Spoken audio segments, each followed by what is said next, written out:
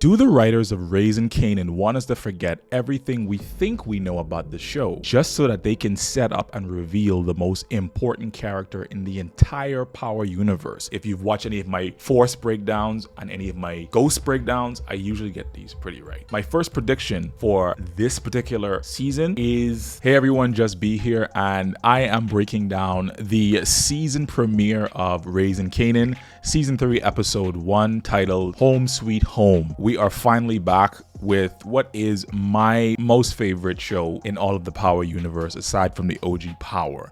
I think that Raising Kanan has the strongest cast.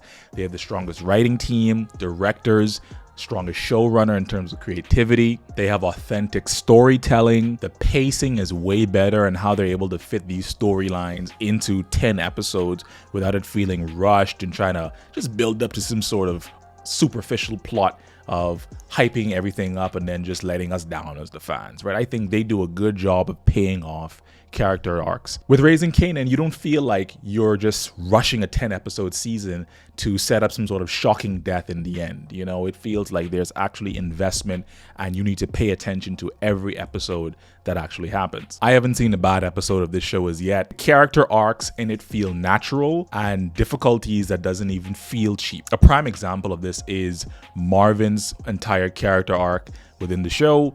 You saw how he was dealing with anger management over the first 2 seasons and how he has managed to now start working through that. And we can, as fans, we can actually tangibly see that and appreciate it and see how it's reflected in his relationship with Jukebox, and then also, you know, other people around him as well, but mainly just Jukebox, and how he's able to execute that and how that rolls in. And it doesn't feel forced. It doesn't feel like it's just something to forget about later. It was just a plot point from this season, but it's natively a part of his character. And I love how he's written, and we see arcs fully develop and not just get dropped like in other Power spin-offs. I mean, Raising Kanan even has 90s love in it. If you're looking at the relationship between Rock and Symphony and the vibes that we got from that in season 1 and even some of it in season 2, and now they got us setting up Rock and Unique. Then there was Marv and Renee. I mean, it's just, we actually have real romance on this show while also having real violence. And so I thought that was pretty interesting. We haven't seen that level of natural romantic connectivity since the original Power. I'm talking about Ghost and Angie. I mean, they had something powerful, right? And we haven't seen romance like that really in this universe since then. And it's good to see that 90s black love and on display again. We're diving into this episode right now. Let's go. So this episode starts off with us seeing the result of Rock and her crew being retaliated against by the Italian mob, who was being led by Sal Baselli. And he had to get permission from Stefano Marchetti in order to go ahead and make that move. Once Stefano gave the okay, then he was able to go ahead, and as we saw in the season finale, they were just slaughtering everybody everywhere, man, hitting every spot. And so we now see, obviously, at the end of that episode, whereas Rock was about to get hers, Unique comes in, saves the day, and we immediately pick up with Marv, who's been rescued by the tenant who was living in the building called Demo, and he managed to help scoop him up before the Italians could find him, and he'd gotten shot, and so he's riding around the city trying to go to different spots that haven't been hit as yet and try to save whatever cash and product that they got to make sure that they at least will have something at the end of the day. So meanwhile, everyone's trying to get their story straight because the police are now here. Rock's in the hospital. They're interrogating her, and she's talking to Lulu. Everyone across the board is trying to make sure, listen, this is what we're saying, this is what we're doing. So obviously we've seen that she's already spoken with Detective Howard to make sure that they can cover this up as best as they possibly can. So at the end of the day, they put it all on poor Crown. They put it all on Crown Camacho, who, as we know, last season was taken out by your boy Lulu, and just dragging his name through the mud now, man. I mean, you kill him, and also just whatever he had left of reputation, you're saying that he was this big mobster who was involved with all the bad people, and so now they're pinning everything, right? This whole Italian hit, they're pinning on Crown. And so, I don't know. I mean, he's gone, but sheesh, bro, that's a rough one. I mean, the only thing you have in this life is your name. And so once that's done, I mean, you're dead, but still. Anyways, so we see Unique pulling up home, and he gets home to, I think, his girl. And she wanted to know, and of course, this is the clip that's been going around. She wanted to know why he didn't let her know that Ronnie was coming home. So Ronnie is Unique's brother, And this is a new character that they're introducing this season, and he's supposed to be, he made it seem as if he's just someone that you don't want to mess with, right? And he just looks like a normal guy, you know. He doesn't look like someone who's dangerous. You know, he's got his glasses on, he's just eating his cereal. The first thing he does, though, is he notices Unique's sleeve and it has blood on it, and he's wearing this furry coat. So the fact that he caught that off the riff and he's just not, you know, listening to anything else Unique is saying, shows that he has the ability now to really be that kind of thinker, and he's probably the one that was running things before he went off to prison. So a lot of people are saying that this character, Ronnie, is more than likely going to be Breeze. I have some theories about that. I do believe, I'll just say it now, I mean, I believe that Breeze is going to appear this season. The writers have spoiled that on their Instagram before. I'm not convinced he's Breeze, but I won't dismiss it as yet. I think he's going to appear this season. I don't know if they're going to make it as overtly obvious that it's going to be Ronnie, but I'm open to seeing and holding any additional theories before I get called incorrect and wrong on here by you guys. So it's possible he could be Breeze, and Breeze is, in my opinion, one of the most important characters, if not the most important character in the entire Power universe. Breeze is the guy that begat Ghost, Tommy, Kanan, Tariq as a result of his father and Tommy and everyone that follows after. I mean, just he's the guy who influenced what we know to be within the game. And so I think he is certainly the most influential character. And if they introduce him, and we can now understand who he is and how he ties into how Kanan becomes who he is, and how Kanan now causes Ghost to obviously become who he was, and so on and so forth. That, in my opinion, makes him the most important and influential character. And if he is Breeze, we're in for a wild ride. Hold on real quickly. You guys want to see something crazy? Over 99% of you guys that watch my content are not subscribed. So I'm asking real quickly, if you don't mind, just hit the like button and hit subscribe real quickly. I'd love to keep on giving this content to you guys, and lets me know that people actually are interested. Feel free to do that, man. Really appreciate it a lot. Would help me out a long way in growing my small channel. Thanks. Now back to the video. Big plot point in this episode obviously is surrounding Detective Shannon Burke, the annoying, mousy character who is on to Detective Howard and has suspected that he is a dirty cop, and also his ties obviously to Rock and to Kanan and so on and so forth. Now, she gets suspended in this episode because she doesn't know how to just bring it in, Burke, bring it in. You know what I'm saying? Like, we're at the hospital trying to figure out what's all this mob stuff about, and you're trying to still land on Detective Howard. Like, so Captain has to pull her in, and we come to learn now that Captain has actually raised her, or saw her raised from a little girl. And he worked obviously with her father, who was also a police detective as well, before he retired. And we see him in this episode as well, basically after she comes back to him and tries to let him know that, yeah, I got suspended off the force. And she tries to plead her case, but he's like, I already know. I mean, I got stripes in the force. You late. They already gave me the call.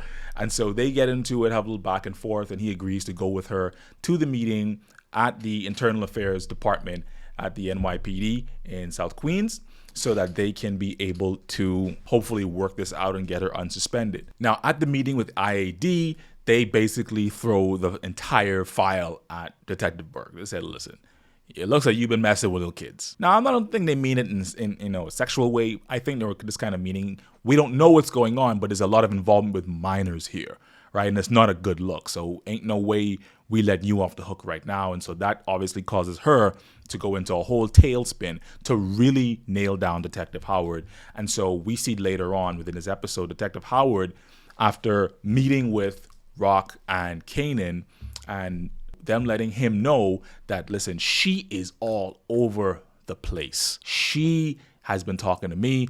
I don't even think Rock mentioned that she talked to Symphony as well before he left.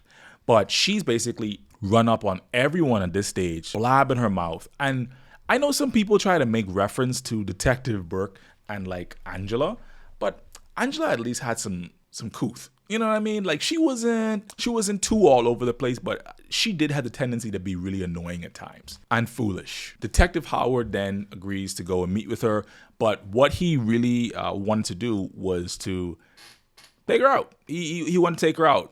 And so he calls her from a paid phone and he meets with Detective Burke in a car. And she again starts blabbing her mouth. Here's what I know about you. I know you're this. I know you're that. And starts going on the entire list. And she's 100% on point. But the problem is you are too green.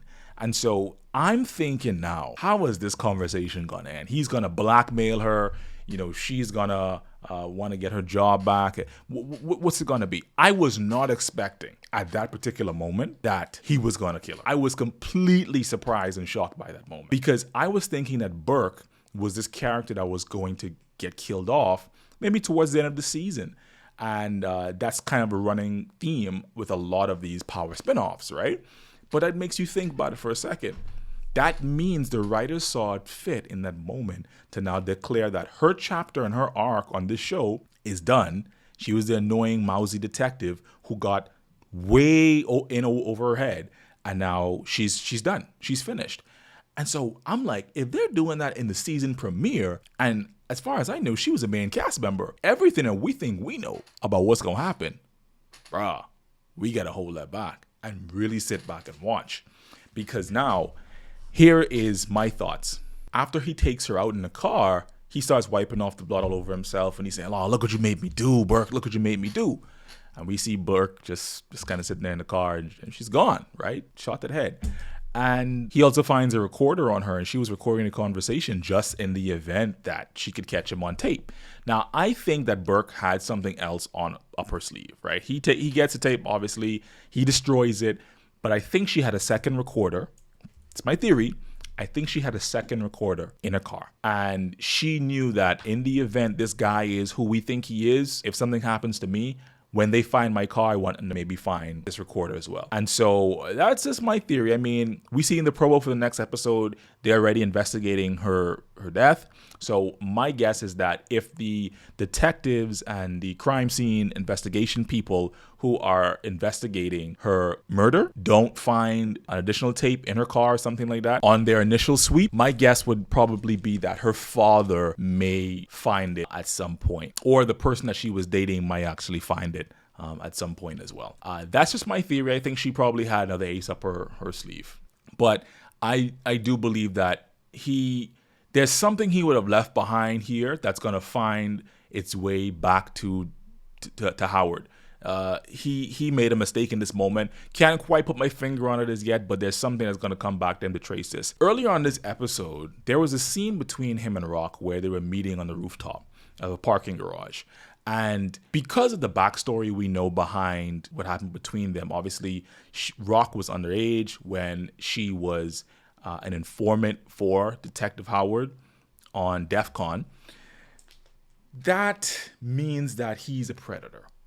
And again, she was underage, of course, right? And he was a detective at this stage. The scene where he walks up to her and goes to touch her and she swipes his hand away, right? I was wondering what that was about. So I had to watch it back a couple of times. And I was like, are they now starting to pivot his character to show his inappropriate side and maybe lead towards showing that he's really a bad guy? Here's my theory. I believe, and I know it's just the first episode, guys, so bear with me for a second. I usually get most of these right. If you've watched any of my Force breakdowns and any of my Ghost breakdowns, I usually get these pretty right. My first prediction for this particular season is that we may see Detective Howard get taken out. I think this could be Detective Howard's last season on the show. Them having that moment now really starting to lean more into that side of his character as this dirty cop, and him being just inappropriate with Rock from young and looking to probably still continue that even in that scene. That gives me kind of a feeling. So that's kind of my first prediction there. We also know that Jukebox lost her mom in the last episode when Kenya was coming to visit Rock to just talk to her about how to deal with Jukebox and how she messed that up. You know, she lost her life in that whole gunfire and exchange between the Italian mob. Juke no longer has her mom. Her mom tried to do the whole conversion therapy for her that was very abusive. So Marv's now expressing his support for Juke, saying, listen, if you want to go ahead and go to this funeral and memorial that they're having for her, I want to go with you. And it's just a touching moment to see how they're really building and repairing that relationship between Marv and Jukebox. I mean, that father-daughter relationship that he knows he messed up. And again, how I mentioned earlier, they're doing such a good job of trying to build those bridges again and make us really believe in what it is that they're doing with the character arc on the show. So later on, Jukebox goes through a couple of things that Kenya left for her that the people from her church got from her apartment. She starts listening, I guess, some of the music that her mom really loved. And so now she's going to sort of tap into more of her musical self. And I guess that's the only connection she has left to her mother, who I guess in her mind, she probably kind of still has a strained relationship with, because it's a weird thing to go from what they had and then going through the whole conversion therapy thing. And now this. Jukebox connects with the memory of the mother that she wished she would have had through the only thing that they shared, which was music and singing. And so she spends the memorial at home just listening to old records that her mom would have left behind. Ultimately, Jukebox did not go to the funeral. Only Marv went to show his support. And that's big of him. He's really growing as a character. I thought the scene between Kanan and Lulu was really, I keep calling him Lulu, but was really, really interesting, because within this exchange between them, we see them having this conversation as to all the evil that they believe that Raquel has brought to their lives, right? And how she's forced them to do these horrible things. Like Lou admits to taking out Kanan's friend D-Wiz in season 1. And Kanan tells him that, you could have said no, right? You're here wallowing in sorrows as we're sitting inside here in this house that he grew up in, that basically she's selling now because, she wants a better life, and Rock wants out of the game. But this conversation between them is very key, because it just shows an acceptance of everyone's ability to choose for themselves.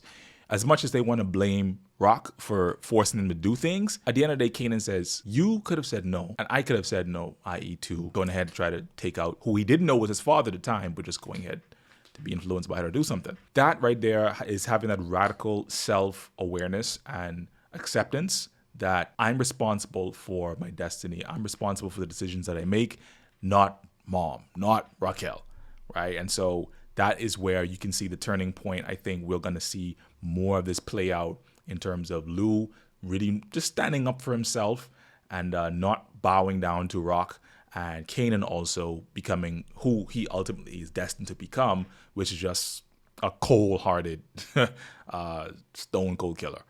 And so him breaking out of the mold and realizing that he doesn't have to do what his mom says is where it begins.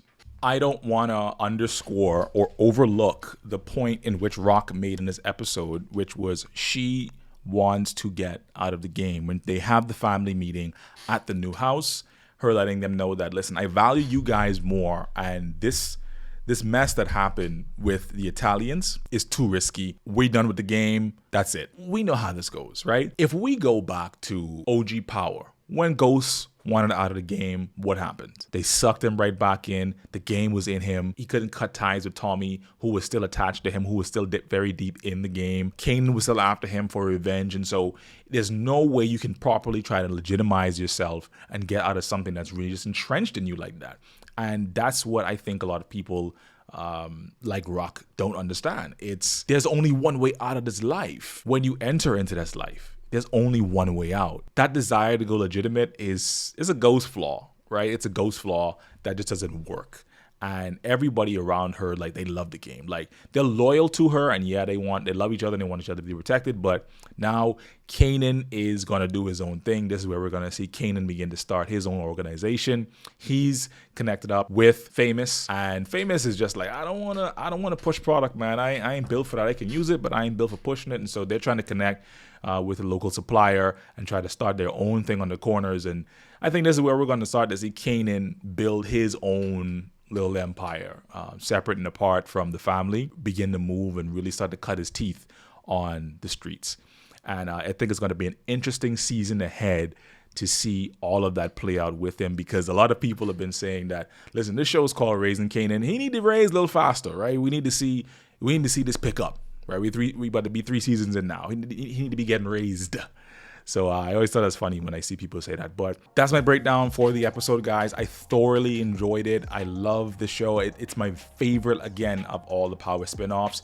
I'm going to be breaking these down week after week. Let me know what you guys thought about this episode in the comments. If there's anything that you think that I missed, anything that you think I was wrong about, feel free to like, comment, subscribe, guys. Until next time, peace.